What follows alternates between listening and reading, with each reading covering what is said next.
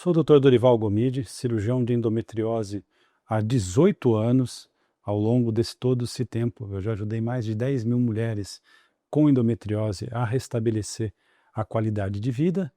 E o objetivo desse canal é trazer informações que vão muito além das paredes do meu consultório, com o objetivo de, assim, cada vez mais ajudar mulheres a saberem sobre a endometriose e também restabelecerem sua qualidade de vida.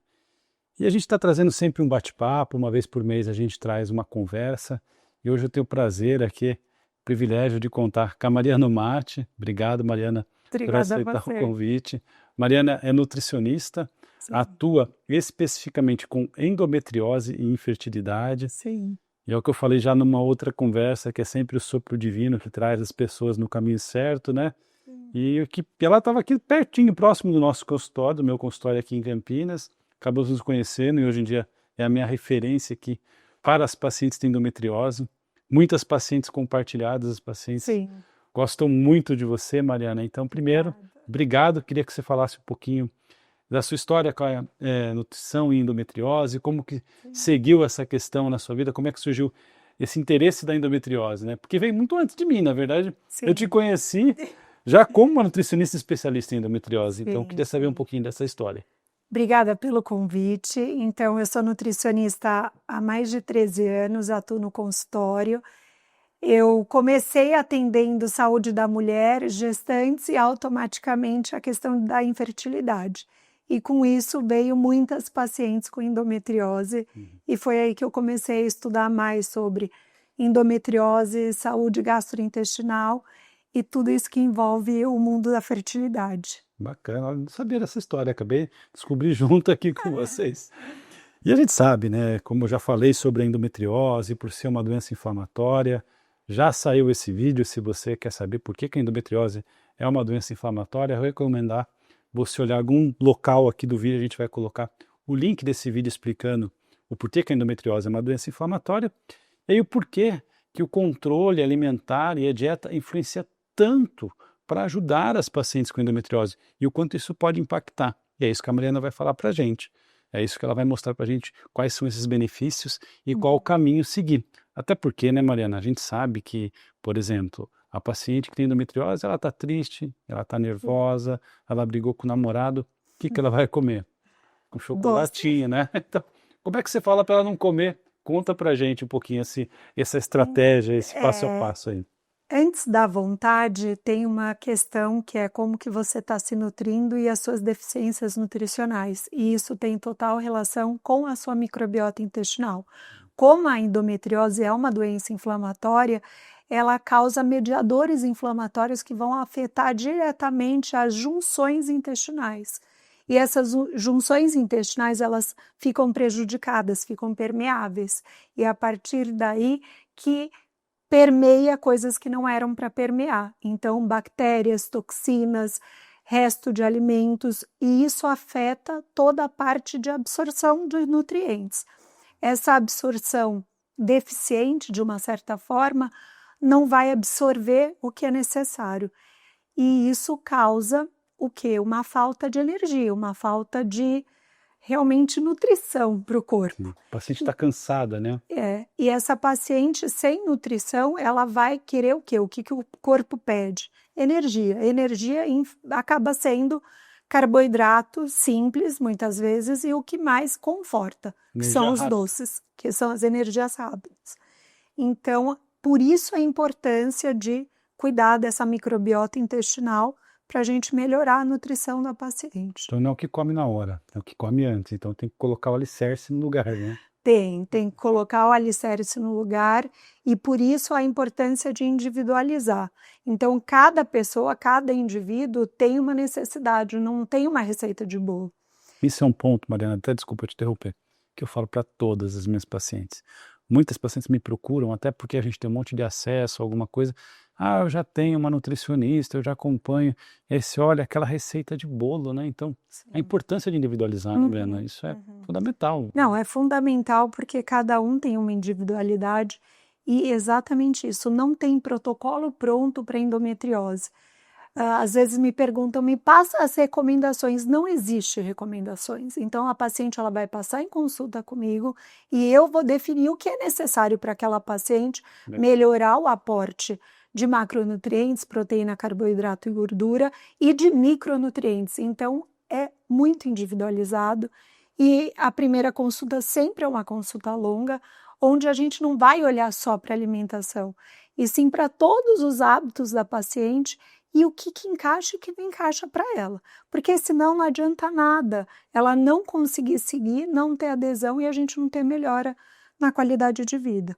Não vai entregar o resultado, né? Que é outra coisa. Esses protocolos, às vezes genéricos, são difíceis de aderir, né? A Sim. paciente não consegue. E aí é interessante porque gera uma frustração, né? O paciente vai com o objetivo, não adere, não tem o resultado, e aquilo se Exatamente. torna uma bola de neve. Na verdade, piora o sintoma. Né? A Piora. paciente fica frustrada, acaba muitas vezes reduzindo cortisol, aumenta a inflamação e piora o sintoma. Mas assim, tem alguma estratégia no sentido assim, pode comer um chocolatinho, pode ter uma Pode, opção? claro, claro que Fala pra pode. gente um pouquinho. Então, a partir do momento que a gente melhora a nutrição dessa pessoa e repõe o que está deficiente, porque as pacientes com endometriose, grande maioria tem deficiência de ferro e de complexo B. Então, essa paciente já tem mais irritabilidade, mais fraqueza, mais indisposição, até uma questão de memória também envolvida. E muitas vezes só a parte alimentar não é suficiente. Isso é uma coisa importante, né? Porque a paciente com endometriose, quantas me perguntam, doutora, eu tenho uma anemia crônica, por que isso não resolve? Eu só trato a parte e falo, olha, isso aqui a gente vai seguir, vai precisar dos auxílios, né? Mas tá aí, muitas vezes a paciente tem uma anemia crônica, trata há anos, né? Eu não estava vendo isso. E muitas vezes tem uma anemia crônica, mas usa algum suplemento e não melhora. Às vezes não é um suplemento adequado e muitas vezes esse intestino não está bom para ser absorvido. E não dá para ficar dependendo 100% de endovenoso o tempo todo. Sim, sim. Então, por isso a importância da gente, primeiro ponto, é a endometriose ela tem uma suscetibilidade com a questão intestinal, com alergias, com intolerâncias, e isso afeta a microbiota, afeta a imunidade. Então, primeiro ponto é tratar esse intestino, mesmo que não tenha queixas muito significativas. E depois a gente vai melhorar o aporte de nutrientes e melhorar os hábitos de vida, que são importantíssimos. Então, melhorar o consumo de fibras, melhorar o consumo de vegetais, diminuir o consumo de gorduras saturadas, não é retirada, é administrar o consumo. Diminuir a exposição a xenoestrógenos, que muitas vezes não sabe o que é, não sabe aonde tem e tem um consumo muito direto com isso. Eu não sei, viu? Então, isso está presente em diversos locais. Produtos de limpeza, plástico, produtos de beleza e outros produtos de higiene que a gente nem tem conhecimento. E isso prejudica muito. E além de, muitas vezes, não fazer uma atividade física por conta da dor ou porque realmente está desmotivada, não tem vontade de fazer nada. A inflamação da endometriose, eu costumo dizer que a mulher com endometriose é como se tivesse uma gripada crônica, porque ela tem uma série de substâncias inflamatórias no corpo dela que realmente impacta. Aquela pessoa extremamente cansada, ela vive cansada, o marido às vezes reclama, não tem força para nada, mas não é, ela está doente, ela está inflamada. Sim. Como é que ela vai muitas vezes fazer a prática da atividade física? Não é tão simples. Não é tão simples. E daí precisa desse suporte nutricional para ela se sentir mais disposta. Sim. E é interessante, né, Mariana, o quanto, pelo menos eu observo para as minhas pacientes, a dieta faz diferença. Sim. O quanto você entrega resultado. E não é a primeira linha. Quantos ginecologistas e médicos, muitas vezes da paciente com dor, focam muito em uso de hormônio, Sim. que muitas vezes traz um monte de efeito colateral. Aí a paciente me procura, doutor, não aguento mais tomar hormônio, e muitas vezes não tem uma indicação de cirurgia. Mas o que o senhor vai fazer clinicamente se eu não quero tomar hormônio? Passa com a Mariana, vamos fazer uma avaliação. E quantas realmente às vezes nem precisam de cirurgia, porque tiveram controle clínico. A alimentação, ela tem um papel importantíssimo na questão inflamatória. E essa alimentação rica em antioxidante, em polifenóis e um auxílio nessa olhar o paciente, ver o que ele precisa ser suplementado, faz toda a diferença. Então, não tem como a gente... Claro que tem alguns alimentos que são piores, né? Igual a gente comentou da carne vermelha, mas também a gente precisa ajustar, não é? Retirada da carne vermelha, precisa ajustar também o consumo de fibras para alimentar essas bactérias intestinais que não estão bacana, tá com desbiose por conta da permeabilidade, e aumentar os alimentos que são necessários para melhorar a nutrição e reduzir os que são inflamatórios. Esses alimentos inflamatórios, dá para a gente até de uma certa forma generalizar, porque são alimentos ultraprocessados que caem naquela questão da nossa exposição a alguns componentes químicos que não são benéficos. Então, hoje, a praticidade do dia a dia, em comer tudo fácil, tudo pronto, muitas vezes a gente não lê um rótulo de alimentos ou não sabe ler um rótulo de alimentos. E a gente consome coisas que a gente nem imagina que está consumindo. Então, eu sempre explico sobre a importância, eu falo para as pacientes, vamos em partes, porque se eu falar tudo na primeira consulta é muita informação. Mas aos poucos eu vou conversando, ensinando a importância. É igual o glúten. Retira o glúten porque o glúten é inflamatório. Que não é só a questão da retirada do glúten. Não é nem todo glúten é inflamatório. Então, não é a questão que o consumo e a frequência e qual glúten que você está consumindo de qual produto. Porque se a gente for pensar no pão de supermercado que dura 45 dias, e se a gente lê o rótulo, lê a lista de ingredientes, a gente vai ver que é o segundo ingrediente depois da farinha de trigo, é o glúten de adição. Então, além da farinha, tem um glúten de adição que serve como melhorador de pão, fora os outros aditivos. Então, esse alimento ultraprocessado vai causar algumas questões intestinais pela qualidade do produto. Agora, se a gente pensar num pão de fermentação natural, onde as bactérias já vão pré-processar, quebrar o glúten, que é uma proteína, para a digestão ficar melhor, fora a qualidade da farinha, é extremamente válido essa troca.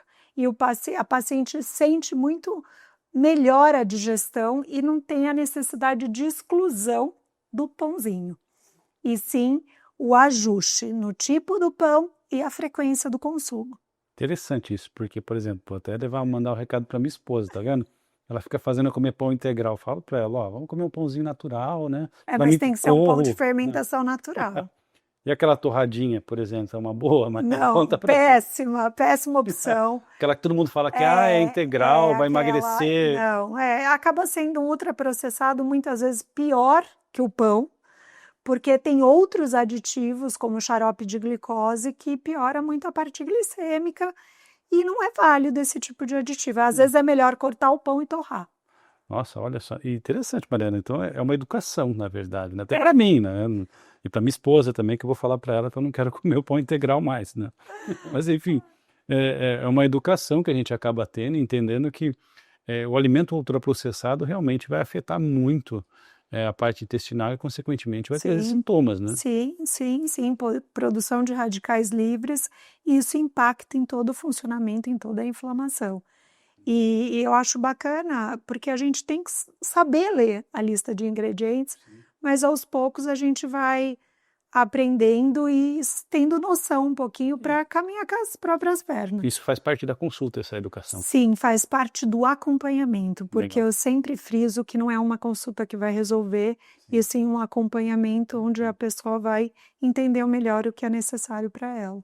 E a lactose, tem só uma dica, uma alternativa, assim? Então, quando a gente fala de alguns alimentos como o glúten, a lactose, são alimentos que pedem para ser cortados de imediato, mas não é toda paciente que vai ter uma intolerância. E algumas pacientes têm uma intolerância secundária por conta da permeabilidade intestinal. Então, muitas vezes ela acha que tem essa intolerância e ela não tem. Na verdade, é esse intestino que está permeável e que está causando desconforto. Então, ao longo do tempo, ela pode voltar a melhorar e começar a consumir. Se a paciente tem a intolerância, que a gente acaba fazendo exame quando tem queixas, ela vai poder voltar a comer, mesmo intolerante, mas a gente melhorando também a questão do leite, porque tem hoje 2 tipos de caseína, que é a proteína do leite. Então a gente sabe, para quem é intolerante, a caseína 1, que é a de vaca, ela é um pouquinho mais inflamatória e mais de difícil digestão. Mas tem a caseína 2 de búfala e de vacas holandesas que a gente encontra no mercado hoje. Já é um produto muito disseminado por conta que a gente sabe que ela é de mais fácil digestão e a grande maioria da população vai se tornar um dia intolerante. Então vale a pena essas trocas. Por isso que a gente precisa entender qual é o quadro do paciente, qual é o tipo de sintoma, o grau de intolerância, para saber se ela pode comer, quanto que ela pode comer, e a gente fazer alguns ajustes nos tipos também de lácteos. Porque tem lácteos que são frescos e tem lácteos que são curados. E a gente sabe a questão de gorduras, que tem determinados queijos que não são interessantes para endometriose e outras que são melhores. Mariana, é muita informação, estou impressionado, assim, nossa, mas parabéns, assim, é muita coisa e muita coisa que a gente pode ajudar os pacientes, né? Sim, sim. E assim, a gente sabe que a endometriose é uma das principais causas de infertilidade, principalmente na mulher jovem, né, até os 35 anos ali. Não que após não seja jovem, mas estou falando do ponto de vista médico, né, de fertilidade. E você também atua com essa área de infertilidade e nutrição. Queria que você falasse um pouco também sobre essa questão do quanto a nutrição pode melhorar até mesmo aquela tentante que está buscando uma gestação. Você atua com clínicas de infertilidade também, então tem uma experiência vasta nessa área. Lembro que você comentou até comigo que agora algumas clínicas até tornam obrigatório a nutricionista ou consulta com a nutricionista para fazer esse segmento. Então, queria que você trouxesse um pouco de informação nesse contexto também. O primeiro ponto que eu sempre gosto de comentar é a importância de lembrar que essa paciente que ela está tentando, uma hora ela vai ficar gestante. E essa paciente, ela precisa entrar numa gestação de uma forma saudável, com uma glicemia controlada, com uma composição corporal um pouco melhor. E isso, a composição corporal, a questão glicêmica também tem total relação com a questão da fertilidade. Então, a gente preparar essa paciente para estar num estado melhor e se nutrindo de uma forma correta, com o intestino melhor e melhorando a qualidade do óvulo, assim como o homem também precisa fazer esse trabalho em conjunto, porque eu falo é 50-50. E eles fazem, só uma curiosidade, assim, de bastidores, né? Olha, dependendo da pressão, faz. Quando precisa, faz. E é muito interessante porque o casal se cuidando junto é mais fácil, porque um está ajudando o outro. E a nutrição, ela tem um impacto muito grande na qualidade, na melhora. A gente não vai mudar, mas a gente consegue melhorar a qualidade do óvulo, do espermatozoide e fazer todo esse trabalho de olhar individualizado, olhar as deficiências nutricionais e trabalhar o melhor momento para ser feito essa parte da fertilização. Interessante, né? É um tema até que a gente pode conversar mais para frente, aí trazer um outro momento para falar sobre nutrição e infertilidade. É uma coisa que, para as pacientes que estão tentando engravidar, né, a gente sabe o quanto é difícil, né, e o quanto esse suporte auxilia. E é o que você falou, né, a paciente um dia vai engravidar. Então ela precisa estar saudável, e até para influenciar futuramente, né? Eu sempre falo que essa gestação vai impactar 2 gerações à frente, então é muita coisa. E a gente não tem E uma paciente falou para mim, Mariana, é um peso muito... Não é uma questão de peso, é uma questão de você conhecer a importância para a gente melhorar muitas questões genéticas que cada vez mais vem piorando. Sim, perfeito. E assim, Mariana, uma coisa que eu acho muito legal, que você sempre trabalha, né, é a questão de mostrar para a paciente realmente que ela tem que fazer o segmento, mesmo quando ela está sem sintomas, e às vezes elas obtêm os sintomas, mas a importância do segmento com um colega médico, com um especialista, porque mesmo às vezes com o controle da dor, a endometriose pode evoluir, ela pode eventualmente causar algum risco para aquela paciente. É raro, mas pode acontecer um ureter obstruir, essa paciente me perdeu o bi, do intestino. E esse cuidado que você tem de, olha, mesmo estando bem, mesmo sem sintomas, faça esse segmento, né? Que é um ponto importante. A gente sabe que a gente controla a inflamação, mas não controla a evolução da doença, né? Mas as pacientes começam a se sentir também, e é uma mudança no estilo de vida, não é uma mudança só na alimentação. É o conjunto, né? É o conjunto, e é tudo que funciona melhor, é a noite de sono que está melhor, é a disposição que está melhor, e você não quer regredir de novo, você quer continuar com esses hábitos, já estão incorporados. Sim. E isso se acaba se tornando automático, então essa é a mudança.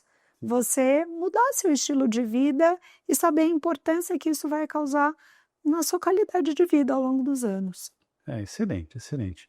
Mariana, assim, eu acho que, né, nosso bate-papo foi muito bacana, trouxe muita informação pra gente, né? Novamente quero te agradecer. Obrigada a Acho assim, você.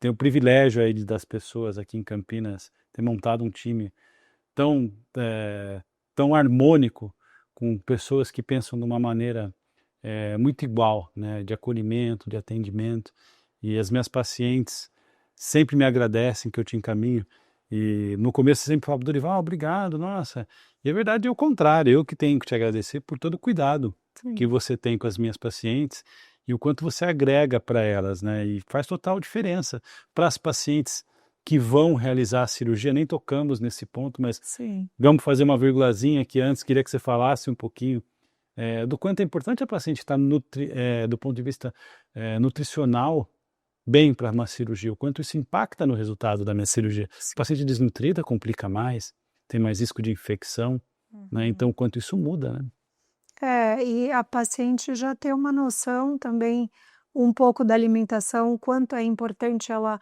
ajustar pós-cirúrgico também, os momentos, as fases, melhorar o aporte proteico, melhorar o aporte de alguns nutrientes que vão melhorar a questão da cicatrização também, Nossa, e tudo isso é imprescindível. é fundamental. No aporte proteico pós-operatório, o paciente que opera intestino, né? O quanto a proteína vai agregar lá na cicatrização. Tem um aporte proteico maior e é válido, né, fazer todas essas instruções para paciente. E assim, né, eu sempre pergunto para quem vem aqui a visão do futuro, aí o que ela enxerga aí, como vai ser esse futuro, o quanto você acha que a nutrição vai caminhar aí. Tá cheio de IA por aí, né, inteligência artificial, Sim. paciente que acha que vai trocar ali a receita, vai fotografar, perguntar para a IA, posso comer isso aqui? Né?